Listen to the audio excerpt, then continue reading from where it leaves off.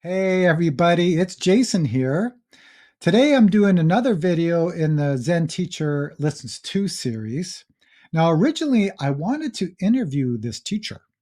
His name is Adyashanti. I hope I'm saying that right. When I reached out to his team, I got an email back saying that he's currently not taking interviews. So I guess he's busy.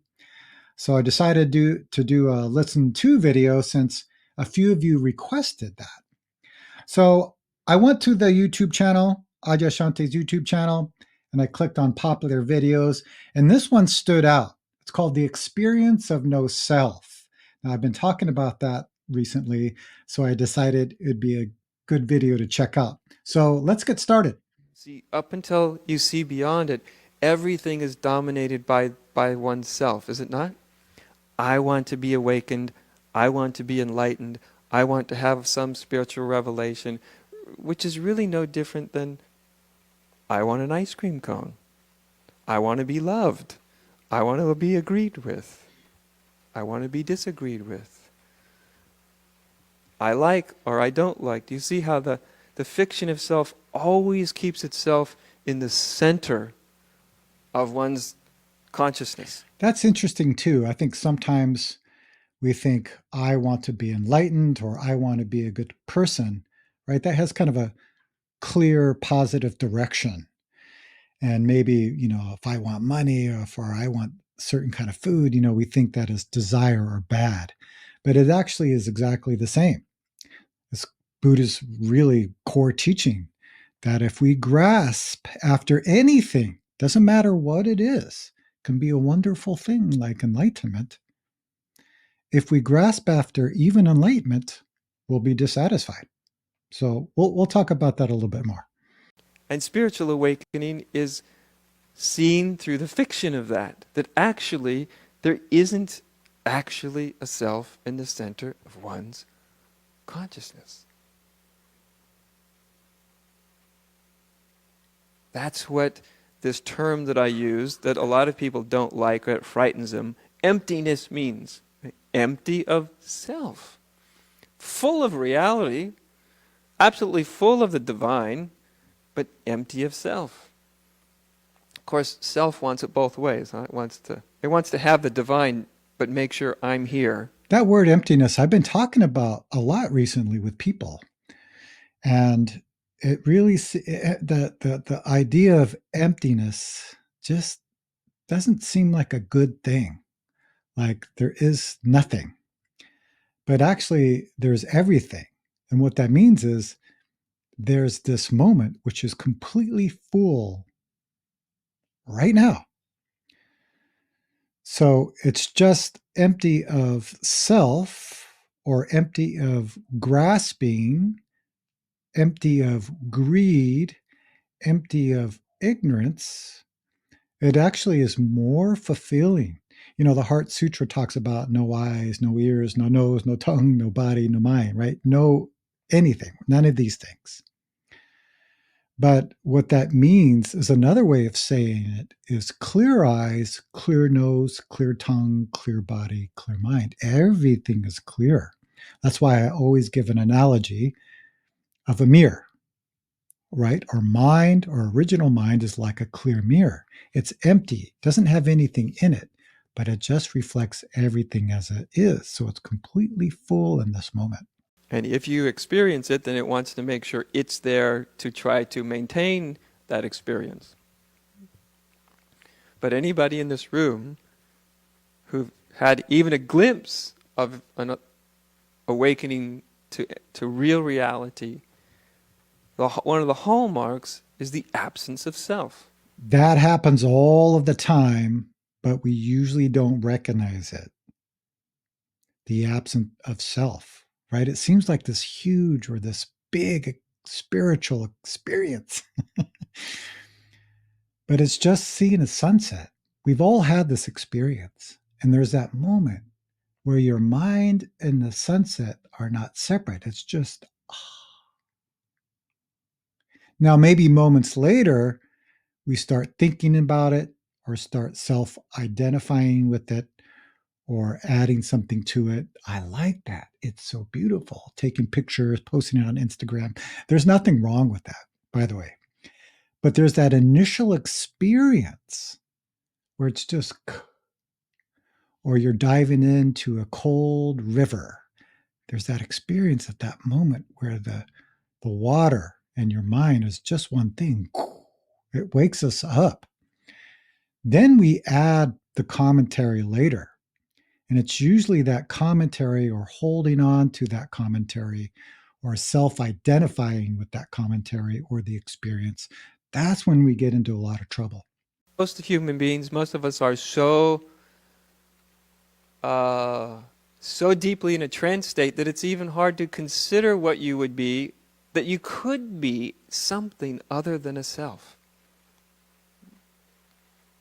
Think of yourself as something other than a self. If you really want to confuse yourself, just try. What could I be other than a self? Whether it's an enlightened self, or a little ordinary human self, or a super self, or a good self, or a bad self, or, you see what I mean? A self that's in heaven or hell, or enlightened or unenlightened.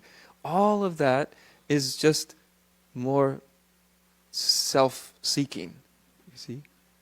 And it's really, we're so encultured into this that it's almost impossible for most people's minds to actually think of themselves, what they could be, the reality of them in any other terms other than a self. That's how complete the fiction has become. Yeah. By the way, I talked about the self in a previous video. I'm going to put a link down below. I think it's called The Reason Why You're Unhappy 99.9% of the Time. And we take a really deep dive into this concept of self. So I come here, I just come to help each person, anybody who wants, anybody who doesn't want, that's fine, but anybody who wants, to actually look into the nature of their experience here and now. And the first thing you might see,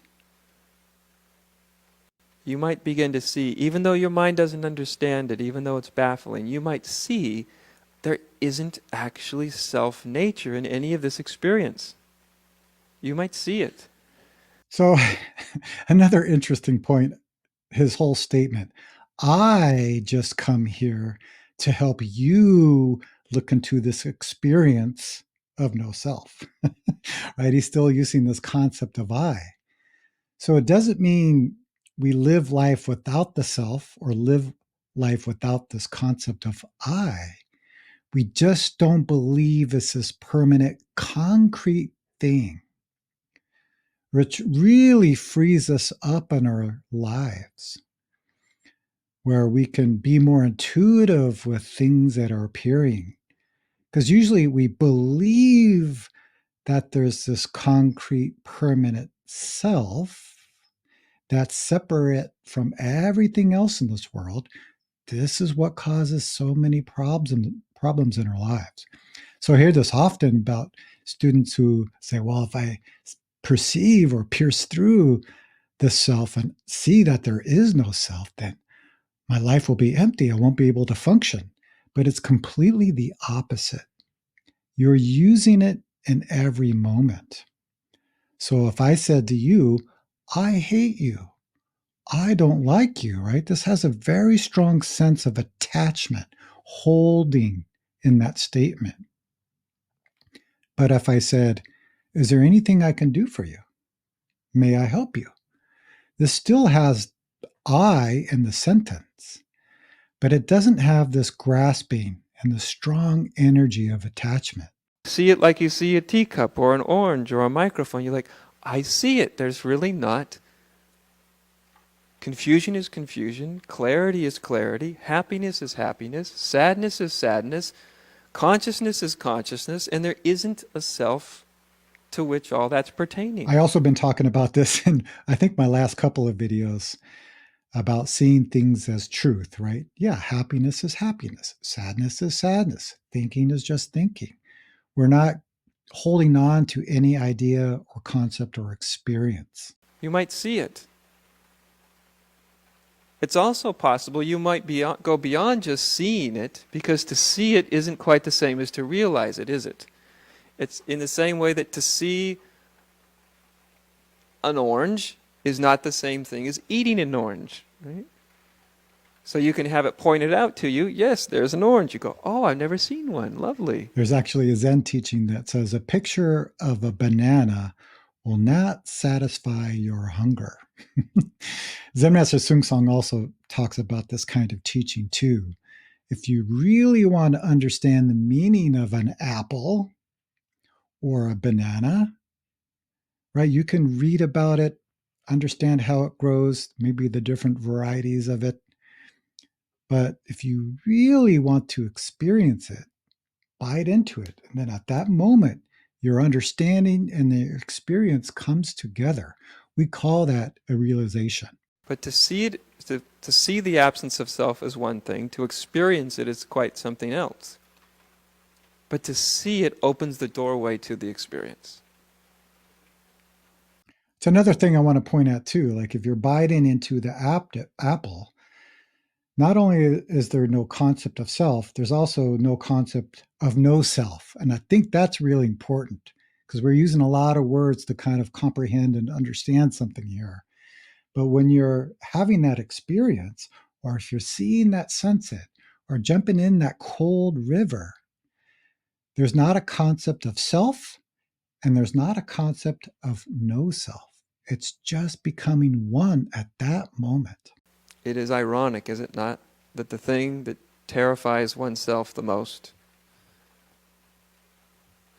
which is the absence of self, is a very terrifying notion to a lot of people, is actually the exact same thing which gives rise to liberation.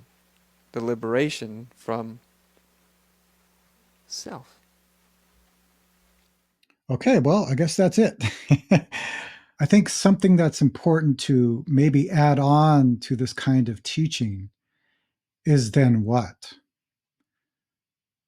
So maybe at this moment, you're liberated from the self, no longer attached to it, free from this concept of self, having an experience of your true self or enlightenment. Then what? That's really probably the most important is how do we actually use that in our lives from moment to moment? Another name for this is wisdom. That is it for me for today. If there's a teacher that you want me to check out, let me know down in the comments or send me an email at jason@jasonquinnzen.com and I'll take a look and try to upload that when I have some time. I hope you're all well and hope to see you all very soon.